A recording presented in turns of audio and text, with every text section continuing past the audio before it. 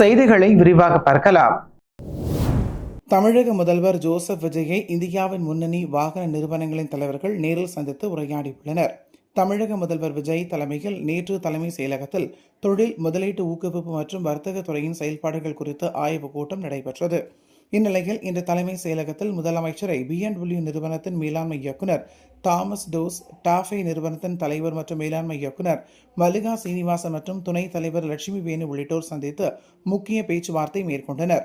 இத்துடன் Yamaha motor India குழுமத்தின் தலைவர் ஜிம் ஆட்டா, பெரு நிறுவன இயக்குநர் அட்சுஷி நகாஷிமா மற்றும் துணைத் தலைவர் குமார் ஆகியோரும் முதல்வரை நேரில் சந்தித்துள்ளனர். முதல்வர் விஜய் உடனான நாட்டின் முன்னணி நிறுவன தலைவர்களின் இந்த சந்திப்பில் தமிழகத்தில் தொழில் வளர்ச்சி, வேலைவாய்ப்பு உருவாக்கம், உற்பத்தி திறன் மேம்பாடு மற்றும் ஏற்றுமதி வளர்ச்சி குறித்த விரிவான ஆலோசனைகள் மேற்கொள்ளப்பட்டதாக கூறப்பட்டுள்ளது. மேலும் அந்த நிறுவனங்களின் முதலீடு மற்றும் மாநில வளர்ச்சிக்காக அவர்களின் பங்களிப்புக்கு தமிழக அரசு முழு ஆதரவு அளிக்கும் என முதல்வர் விஜய் உறுதியளித்துள்ளதாக தெரிவிக்கப்பட்டுள்ளது. மே மாதத்துக்கான கலைஞர் மகளிர் உரிமை தொகை 1000 ரூபாய் பயனாளிகளின் வங்கிய கணக்கில் வெள்ளிக்கிழமை வரவு வைக்கப்பட்டதால் மகளிர் மகிழ்ச்சி அடைந்துள்ளனர்.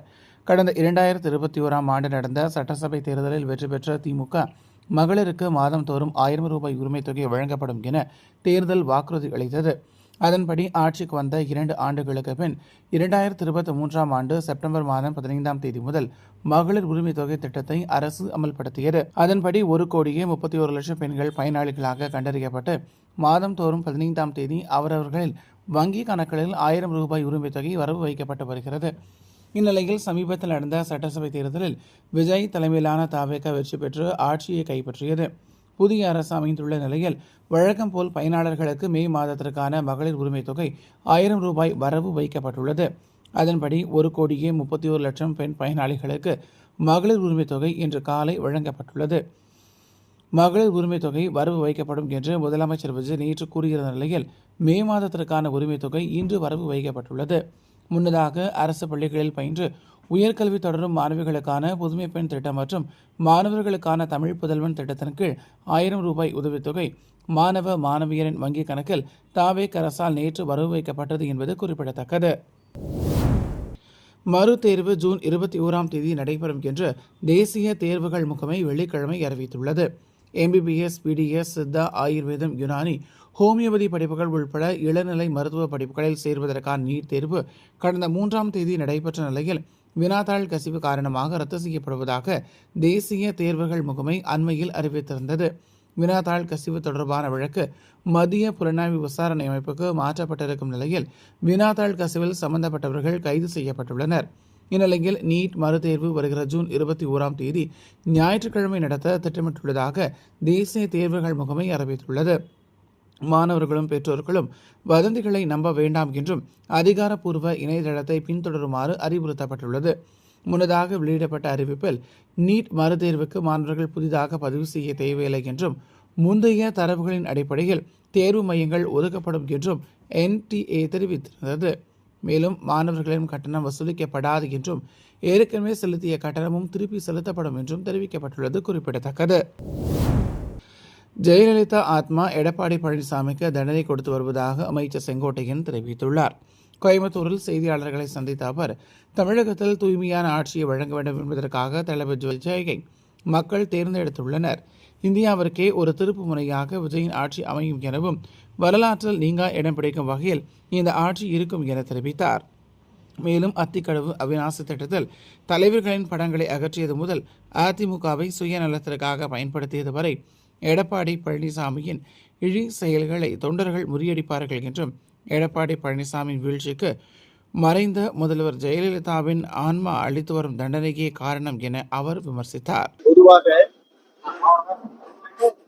மக்களை நேசிக்கின்றவர்கள், தலைவரை நேசிக்கின்றவர்கள், தலைவர் மீதும் மக்கள் மீதும் அக்கறை இல்லாதவர்களுக்கு தான் இந்த சரிவு இப்போது ஏற்பட்டிருக்கிறது. ஏனென்று சொன்னால் அத்திக்கடவு அவனாசி திட்டம் இருக்கிற போது புரட்சி தலைவர் படம் தேவையில்லை, அம்மா படம் தேவையில்லை, என் படத்தை வைத்து நான் தான் அதை நினைவீட்டி காட்டுகிறேன் என்று பாராட்டு கூடுறதை பெற்றவர் இன்றைக்கு எங்கே இருக்கிறார் என்பது நாடு தெரிந்திருக்கிறது. இன்றைக்கு என்னுடைய படம் என்னுடைய பாக்கெட்ல அம்மா படம் தான் இருக்கிறார். அம்மா படமே வேண்டாம், தலைவர் படமே வேண்டாம், என் படம் இருந்தால் போதும் என்று எண்ணிய கனவு இன்றைக்கு தூத்தலாக்கப்பட்டிருக்கிறது.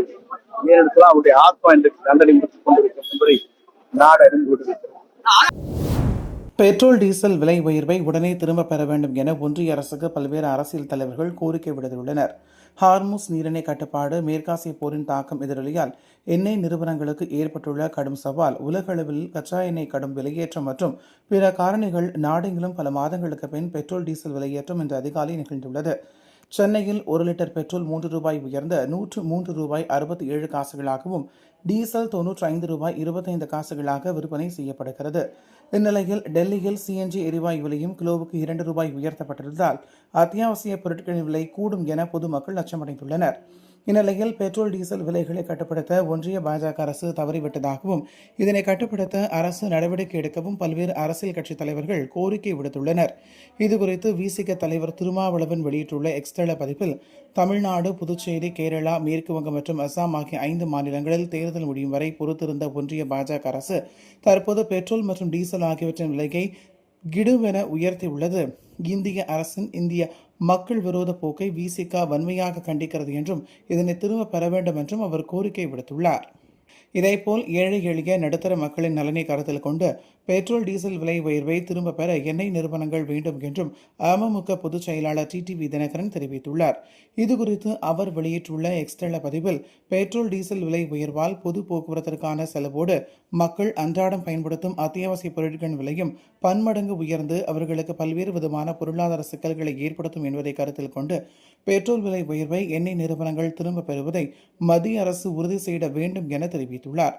இதேபோல் மார்க்சிஸ்ட் கம்யூனிஸ்ட் கட்சியின் மாநில செயலாளர் சண்முகம் வெளியிட்டுள்ள எக்ஸ்தல பதிவில், மத்திய பாஜக அரசால் நள்ளிரவு முதல் பெட்ரோல் டீசல் விலை கடுமையாக உயர்த்தப்பட்டுள்ளது.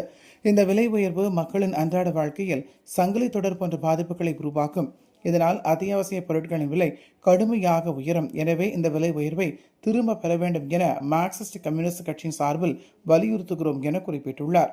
இதேபோல் அதிமுக பொதுச் செயலாளர் எடப்பாடி பழனிசாமி விடுத்துள்ள அறிக்கையில், டீசல் விலை உயர்வால் அத்தியாவசிய பொருட்களின் விலை கடுமையாக உயரும் சூழ்நிலை ஏற்பட்டுள்ளது.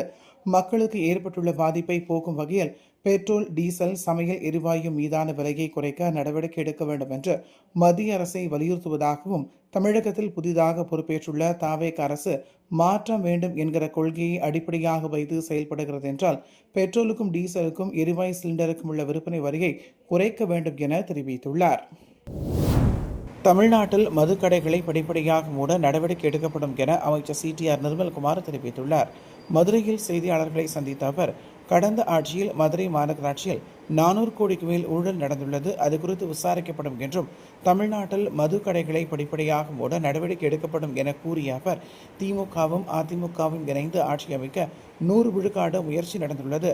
ஆனால் மக்கள் தீர்ப்புக்கு எதிராக முடிவெடுக்க வேண்டாம் என சில தலைவர்கள் கூறியதால் அம்முயற்சி முறியடிக்கப்பட்டுள்ளதாக தெரிவித்தார். இது போன ஆட்சியில் அந்த 4 வருஷத்தில் மொத்தமாக மாநகராட்சியில் 400 கோடிக்கு மேலே ஊழல்கள் பிடிபட்டிருக்கு. அதில் நிறைய விசாரிக்கப்படாமல் இருக்குது. நிறைய மக்களுடைய பணங்கள் திருடப்பட்டிருக்கு. ஸோ இது அனைத்தும் விசாரிக்கப்பட வேண்டும். மற்றபடி எல்லாமே மாநகராட்சியில் இப்போ என்ன பணிகள் நடந்துகிட்டு இருக்கோ, ஏன்னா அடுத்து வர்ற பட்ஜெட்டுக்கு அப்புறம் தான் இதை பண்ண முடியும். உள்ளாட்சி தேர்தலும் விரைவில் எப்போ வருதுன்னு நம்ம பார்க்கணும். ஸோ அதனால் மாநகராட்சியில் இதுவரை நடந்த ஊழல்கள் அனைத்தும் இது பண்ண வேண்டும், சீரமைக்க வேண்டும். சீரமைக்க வேண்டிய பணிகள் நிறைய இருக்குது. ஏன்னா ஊழல் இல்லாமல் தடுக்கப்பட வேண்டிய ஒரு முன்னெடுப்பை எங்களுடைய முதல்வர் எல்லா இடத்தையும் முன்னெடுத்துட்டு இருக்காங்க. ஸோ ஊழல் எங்கெங்கே நடைபெறும், எங்கெங்கெல்லாம் லீக்கேஜஸ் இருக்கும், எங்கெங்கெல்லாம் அரசு துறைகளில் எங்கெங்கே லீக்கேஜஸ் இருக்குமோ அதெல்லாம் கண்ட்ரோல் பண்ண வேண்டிய கட்டாயத்தில் இருக்கும். ஒவ்வொன்றும் படிப்படியாக தான் செய்ய வேண்டிய கட்டாயத்தில் இருக்கும். முதல் கட்டமாக 715 மதுபான கடைகள் மூடப்பட்டிருக்கு. அது இல்லாமல் எல்லா இடத்துலையும் குட்கா போன்ற மதுபான பொருட்கள்லாம் தடை செய்யப்பட்டிருக்கு. அதையெல்லாம் நிறுத்தப்பட வேண்டிய கட்டாயத்தில் இருக்குது. எங்கெங்கெல்லாம் இல்லீகலாக மதுபானங்கள் விற்கப்படுதோ அதெல்லாம் தடுக்கப்பட வேண்டும்னு ஆல்ரெடி முதல்வர் சொல்லியிருக்காங்க. ஸோ இதெல்லாம் படிப்படியாக செய்யப்பட்டு என்ன தமிழக மக்களுக்கு தேவையோ அது மற்றபடி எங்கேயுமே இந்த தமிழக மக்களுக்கு விரோதமான எந்த ஸ்டெப்பையும் கண்டிப்பாக முதல்வர்கள் எடுத்தாங்க. சிவகாசியில் வெடி விபத்துகளை தடுப்பது குறித்து ஆய்வு செய்ய கமிட்டி அமைக்க பணிகள் நடைபெற்று வருவதாக அமைச்சர் கீர்த்தனா தெரிவித்துள்ளார். மதுரையில் செய்தியாளர்களை சந்தித்த அவர், நான் தான் சிவகாசியின் முதல் பெண் எம்எல்ஏ, சிவகாசியின் சிறந்த எம்எல்ஏ என்ற பட்டத்தை வாங்க வேண்டும் என்பதுதான் எனது இலக்கு எனவும், இங்குள்ள சட்டமன்ற உறுப்பினர் அலுவலகம் கடந்த 5 ஆண்டுகளாக பூட்டியிருக்கும் நிலையில் இனி அந்த அலுவலகம் 24 மணி நேரமும் இயங்கும் என தெரிவித்தார். மேலும் சிவகாசியில் வெடி விபத்துக்களை தடுப்பது குறித்து ஆய்வு செய்ய கமிட்டி அமைக்கப்படும் என தேர்தல் வாக்குறுதியிலேயே தான் சொல்லியிருந்ததாகவும் அதற்கான பணிகளை செய்து வருகிறோம் எனவும் அவர் கூறினார். சிவகாசியோட முதல் பெண் எம்எல்ஏ அப்படின்னு சொல்றாங்க. அதை விட சிவகாசியோட சிறந்த எம்எல்ஏன்ற ஒரு பட்டம் வாங்கணுன்றது தான், அந்த பட்டத்தை அண்ணாக்கு கொடுக்கணுன்றது தான் என்னுடைய ஆசை.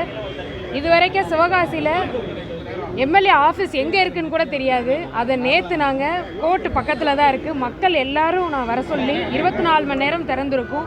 உங்களுக்காக மக்கள் பணி செய்கிறதுக்காக நாங்கள் இன்றைக்கி இங்கே வந்திருக்கோம். கண்டிப்பாக கோர்ட்டு பக்கத்தில் இருக்குங்க. தெரியாதவங்களுக்கு நான் சொல்கிறேன், ஏன்னா கடைசி 5 வருஷம் திறக்கவே இல்லை. நாங்கள் தான் இன்றைக்கி அதை திறந்து க்ளீன் பண்ணி ரெடியாக பண்ணி மக்களுக்காக 24 மணி நேரம் சேவை செய்யணும்னு நாங்கள் ஓப்பன் பண்ணி வச்சுருக்கோம். அண்ணனோட வழியில் கண்டிப்பாக எங்களுடைய சேவைகளை கண்டிப்பாக பண்ணிகிட்டே இருப்போம். சென்னையில் இன்று காலை தங்கம் விலை சவரனுக்கு 800 ரூபாய் குறைந்த நிலையில் மாலையில் 1480 ரூபாய் குறைந்துள்ளது. சென்னையில் ஆபரண தங்கத்தின் விலை கடந்த சில மாதங்களாக வரலாறு காணாத வகையில் உயர்ந்து பெரும் அச்சத்தை ஏற்படுத்தி வருகிறது. இந்நிலையில் தங்கத்தின் விலை காலை சவரனுக்கு 800 ரூபாய் குறைந்த நிலையில் மாலையில் 1480 ரூபாய் குறைந்து ஒரு சவரன் 1,18,120 ரூபாய்க்கு விற்பனை செய்யப்படுகிறது. இதேபோல் கிராமுக்கு காலை 100 ரூபாய் குறைந்த நிலையில் மாலை 185 ரூபாய் குறைந்து 1 கிராம் 14,765 ரூபாய்க்கு விற்பனை செய்யப்படுகிறது. தங்கத்தின் விலை மாலை அதிரடியாக குறைந்த நிலையில் வெள்ளியின் விலையில் எந்த மாற்றமுமின்றி விற்பனை செய்யப்படுகிறது. அதன்படி சென்னையில் சில்லறை வெள்ளியின் விலை காலையில் 10 ரூபாய் குறைந்து கிராம் 305 ரூபாய்க்கும், கட்டி வெள்ளியின் விலை 10,000 ரூபாய் குறைந்து 1 கிலோ 3,05,000 ரூபாய்க்கு விற்பனை செய்யப்படுகிறது.